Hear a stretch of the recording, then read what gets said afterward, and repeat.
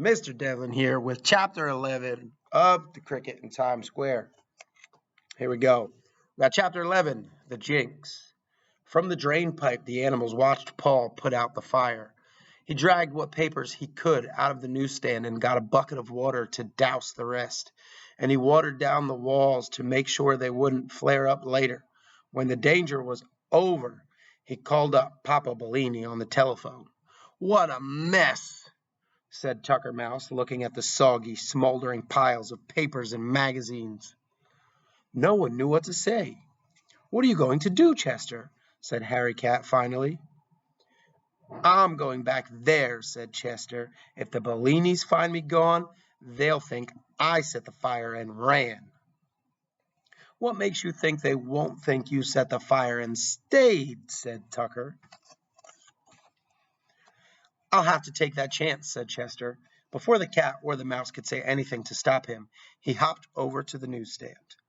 Paul had told the engineer that he would miss a few trips on the shuttle and was waiting for the Bellinis. He didn't want anyone monkeying with the cash register while the cover was off. The conductor thought that the cups and bags from the animals' party had been left by Mario and Papa. While he was taking them over to a trash barrel, Chester jumped up on the shelf. Nothing there had been burned, but there was a smoky smell to everything.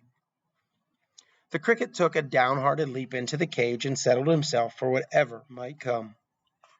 It didn't take the Bellinis long to arrive. They had taken a taxi, and when the Bellinis took a taxi, you could be sure it was an emergency. Chester could hear them hurrying down the steps from the street. Papa was trying to soothe Mama, who was wheezing heavily from asthma and excitement. When she saw the heaps of scorched magazines and newspapers, she began to moan and shake her head. Papa eased her down onto the stool, but it was still covered with water, and she stood up again with a wet spot on her skirt. "Ruined! We're ruined!" she sobbed. "Everything is burned!" Papa comforted her as best as he could by saying that it was only a few stacks of the Ladies' Home Journal that had been lost. But Mama wouldn't believe that anything less than complete destruction had come to them all. Mario, who brought up the rear of this sad parade, thought first for the safety of his cricket. He saw that Chester was in his cage, and decided it would be best to keep quiet until Mama's outburst of grief had subsided. Paul told them what had happened, how he smelled smoke and heard the alarm clock ringing. Then he came to the part about the animals who had escaped from the burning newsstand. "So," said Mama Bellini, all her despair changing into anger, "animals in this newsstand again? Didn't I tell you?" She lifted her forefinger at Mario. "Didn't I say the cricketer would ask in his pals? He probably set the fire. He is a firebug." Mario didn't have a chance to speak. He would open his mouth to defend Chester, but before he could say a thing, the words were drowned in Mama's flood of reproaches. She had found on whom she could blame her unhappiness, and there was no stopping her. When a pause came, Mario said meekly, "My cricket would never do anything like burn up our newsstand." "The fact remains," said Mama, "we had a fire." "But crickets are good luck," Mario began. "Good luck," said Mama indignantly. "He eats money. He commits arson. He's a jinx, that's what. He's good luck going backwards, and he's got to go." She folded her arms across her chest. It was an attitude that Mario knew meant the absolute end of everything. "I could keep him somewhere else," the boy offered. "No," said Mama, shaking her head as firmly as a door being closed. "He's a jinx. He goes." Papa put his finger to his lips as a signal that Mario shouldn't say anything more, and the two of them began to clean up. They carted away all the hopelessly burned magazines and tried to salvage some that had only been scorched. Mario mopped the floor of the newsstand while Mama spread out papers to dry. By the time they were finished, it was almost the hour for the first wave of commuters. Chester was lying on the floor of the cricket cage. He felt guilty, because even if he hadn't said it in a way, the fire was his fault. If he hadn't invited everyone into the newsstand, it wouldn't have happened.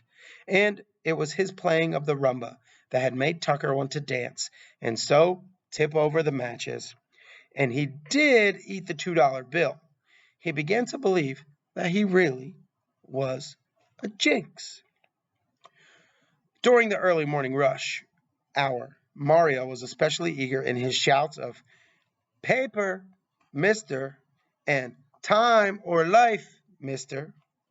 Papa was more active than usual, too, but Mama sat glumly on the stool with a gray, determined look on her face. Despite the fact that the selling that morning went very well, she wouldn't change her mind after the rush was over. Papa went out to buy a new lock. Chester heard a soft scratching from behind the Kleenex box. A familiar face peeked out. "What's going on?" whispered Tucker Mouse. "You shouldn't be here," said Chester under his breath. "They might catch you." "I had to find out how you were doing," said Tucker. "They're going to throw me out," sighed Chester. Oh, Tucker moaned. "And it was me that did it. Supposing I give you the rest of my life savings, maybe we could buy them off?" Chester leaned his black little head up against the bars of the cricket cage. "Not this time," he said. "Mama's got her mind made up. And I don't blame her either.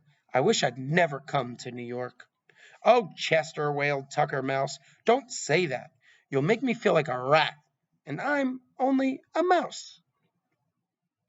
"It's not your fault, Tucker," said Chester, "but I've been nothing but bad luck to them since I came." Without knowing what he was doing, the cricket began to chirp to ease his feelings. He found that it helped somehow if you sang your sadness.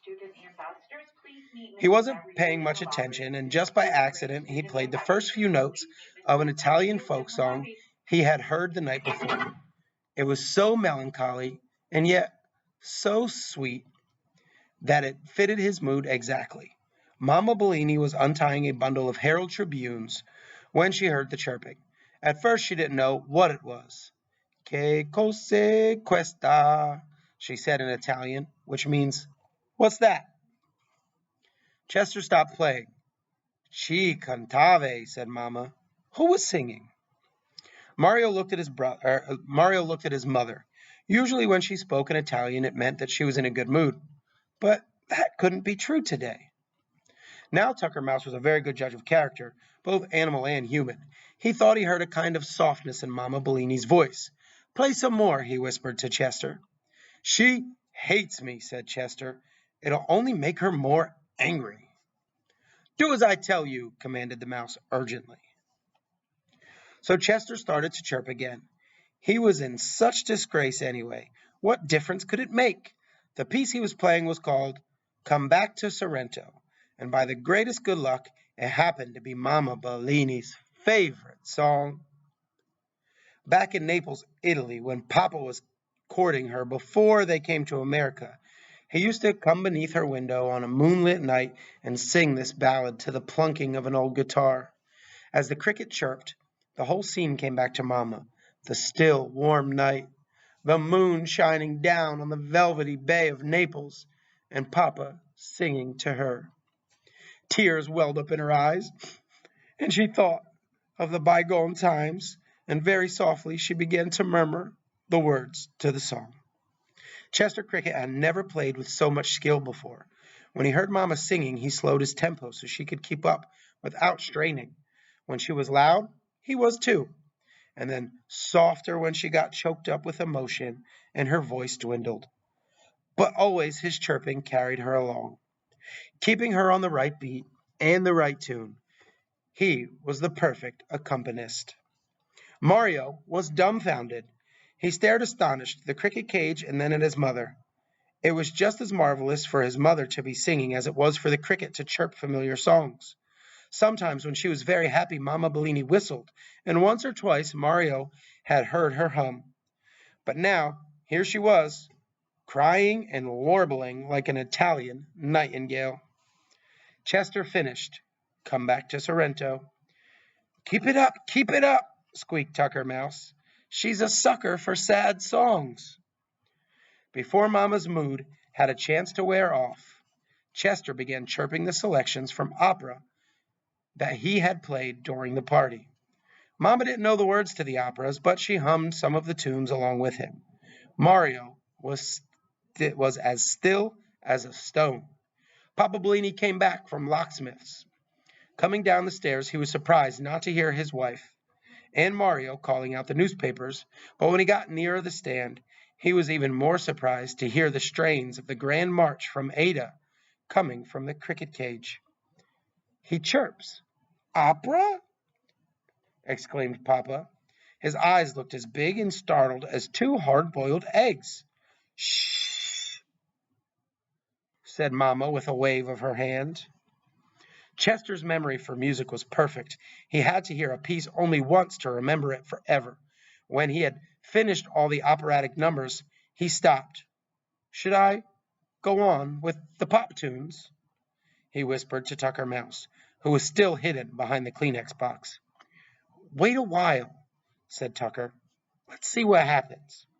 Mama Bellini had a dreamy look in her eyes. She put her arm around her son and said, Mario, no cricketer who sings Torna a Sorrento so beautifully could possibly start a fire. He can stay a little while longer. Mario threw his arms around his mother's neck. You hear? You hear? Squealed Tucker Mouse. You can stay! Oh boy, and this is only the beginning. I'll be your manager, okay? Okay, said Chester, and so began the most remarkable week in Chester Cricket's, or any cricket's, life. That is the end of chapter 11. Have a good day, PES.